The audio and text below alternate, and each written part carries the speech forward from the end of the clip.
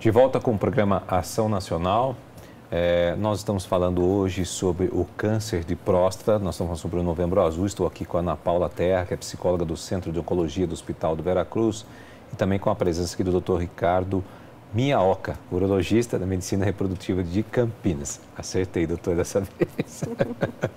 Vamos lá, gente. Olha, doutor, quais são os sintomas de um câncer de próstata, se assim pode ser definido? Essa é uma ótima pergunta, Júnior, porque na realidade a grande maioria dos tumores hoje detectados, como a gente falou anteriormente, que eles são detectados muito precocemente, eles são detectados numa fase que eles não dão sintomas. Nada? Nada. Então, e o contrário é verdadeiro. O paciente começa a sentir sintoma de dificuldade de urinar, etc. Ele fica extremamente preocupado, achando que ele pode ter um câncer. E, na verdade, a situação mais comum quando o paciente apresenta essas dificuldades miccionais é uma hiperplasia benigna de próstata, que é aquela condição que eu comentei, que é uma situação que é usual da idade. Então, quando os sintomas que o paciente sente são devidos ao câncer, e aí sim, podem também ser sintomas miccionais, infelizmente, geralmente já se tem uma doença em estágio moderadamente avançado ou avançado. Então, é aquela situação que eu falei que a doença começa a crescer fora da próstata, às vezes ela pode começar a invadir órgãos adjacentes, como é a bexiga, pode se espalhar para o osso, então pode ter dor óssea, mas aí a gente está falando de uma doença no estágio mais avançado. Por isso que é importante que não se espere apresentar sintomas para iniciar o rastreamento. Por isso que a gente preconiza a idade como base para o paciente ter a referência quando procurar um médico ou não. Acima de 40. A partir de 45 anos, se ele for um paciente de mais alto risco, como eu disse, pacientes de origem de etnia negra ou que tenham um parente acometido pela doença, né, antecedente familiar. Pacientes de baixo risco podem começar o screening a partir de 50 anos. Mas não aguardar a presença de sintomas. E também não se enganar, porque às vezes o médico examina, tem uma conversa, às vezes detecta, por exemplo, uma alteração no exame, seja o toque retal, seja o PSA, propõe exames para o paciente, e eu já ouvi isso de pacientes falar assim, mas eu não preciso fazer exame, eu não sinto nada.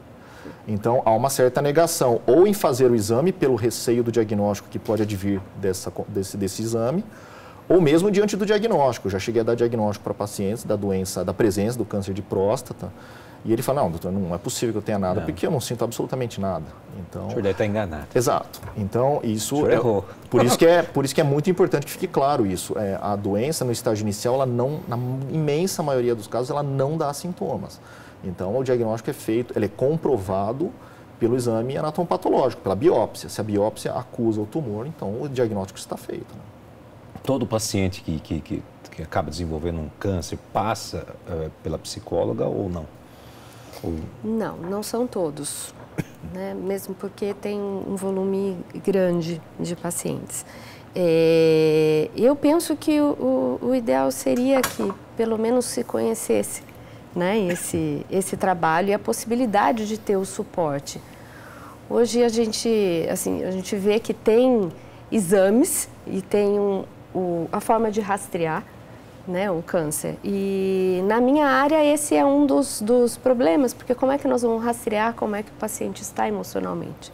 Não tem uma imagem para colocar isso, evidenciar isso. Né? Então, nessa área nós estamos procurando desenvolver ferramentas para poder possibilitar ao paciente a percepção de como ele está e também poder monitorar isso ao longo do tratamento. Então, quando os pesquisadores definiram esse termo de estresse, que a gente traduz para o português como estresse mesmo, estresse emocional, eu na Alemanha conheci um instrumento que é de muito fácil aplicação e é um termômetro de estresse. É esse que eu utilizo lá na clínica de oncologia, junto com outras perguntas, mas que eu pergunto para o paciente, olha, nesse momento do seu tratamento, nos moldes de uma escala de depressão e ansiedade, da última semana, incluindo o dia de hoje, como está o seu estresse emocional?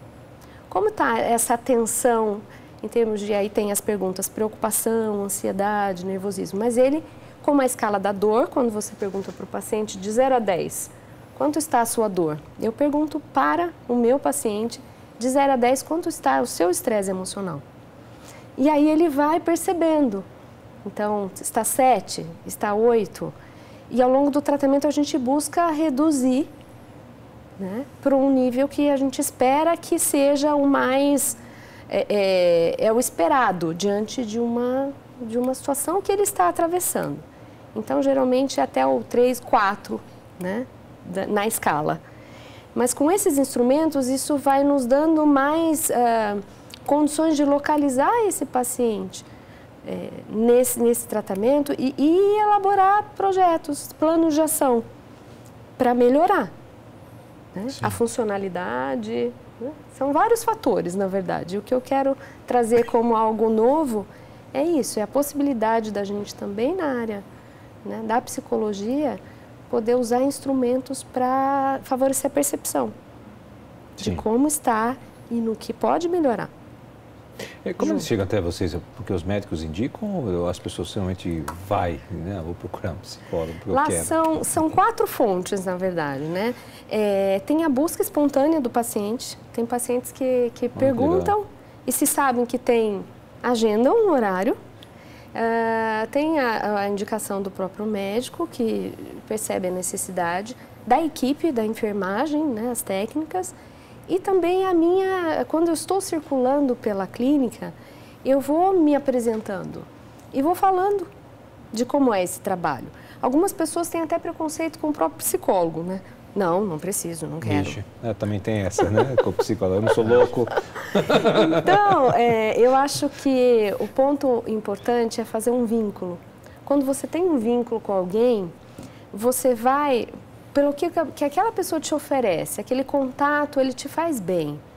Você não precisa falar sobre um problema, sobre a sua dor, necessariamente. Você vai falar de você. É uma pessoa, é um ser humano.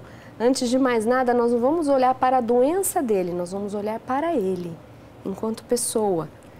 A doença pode emergir no momento de aposentadoria, por exemplo, né? Que aí é mais difícil, porque você está no momento de ter trabalhado uma vida toda, e aí na hora que você vai aproveitar, você vai poder viajar com a tua família, vem um diagnóstico de câncer e você tem que parar para fazer um tratamento. Eu trabalhei minha vida inteira, agora que eu vou curtir, né, minha aposentadoria, meus netos, ou coisas desse tipo. Eu estou nessa situação aqui, complicadíssima. Em que momento isso acontece? Como é que eu vou lidar? Que recursos que eu tenho? Verdade. Para poder aproveitar, apesar de... Doutor, vocês procuram indicar assim, esse tipo de ajuda também? Olha, eu confesso que não é uma coisa que eu lembre muito, não, mas é uma ajuda sensacional essa explicação da Ana. Acho que é um trabalho excelente. E essas ferramentas de mensuração, para você ter um parâmetro, né, da sua intervenção de melhor, acho sensacional. A gente acaba fazendo um trabalho multi ali, meio em uma pessoa só, como eu disse, quando eu vou dar o diagnóstico, explicar um pouco do tratamento. Eu acho que faz parte também, além da informação, do esclarecimento, o acolhimento do paciente, né? Então, é muito frequente para essa consulta, quando a gente vai ver o resultado de biópsia, discutir o diagnóstico, né, que é quando a gente vai realmente falar sobre a presença da doença, é muito comum que o paciente venha acompanhado, ou de sua esposa, ou de filhos. Então, é um momento delicado, é um momento que cabe ao médico também ter uma sensibilidade para entender qual é a percepção da família e do paciente em relação ao diagnóstico. É incrível como é um espectro bem diverso de como o paciente recebe esse tipo de notícia. Eu tenho pacientes que recebem até com uma certa naturalidade, porque teve casos na família, pai já tratou, irmão tratou, então ele falou, não, eu sabia que eu ia ter uma hora, tudo bem, vamos fazer. Pessoas bem objetivas, vamos tratar aqui quais são minhas opções. Pacientes que às vezes negam um pouco o diagnóstico, como eu disse, falam, não é possível que eu tenha isso, porque eu não sinto absolutamente nada, nunca ninguém na minha família ficou doente.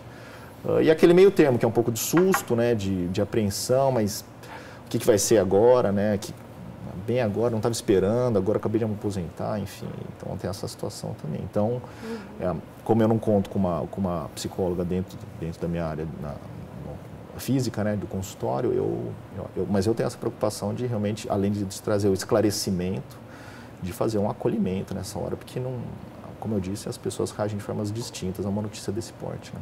A pessoa pensar de forma positiva, sem né? dúvida, e levar para frente a vida. Sem dúvida. E como eu disse, apesar de ser um diagnóstico de surpresa, felizmente hoje a gente está pronto a propor tratamentos curativos. Então, eu sempre tento frisar muito isso, que a gente vai passar por um estágio do estadiamento, né, que é para entender a dimensão da doença, mas que a proposta, muito provavelmente, vai ser de uma terapia curativa. Né? Sem dúvida. Bom, gente, esse é a Programação Nacional que precisa ir para um rápido intervalo e volta já.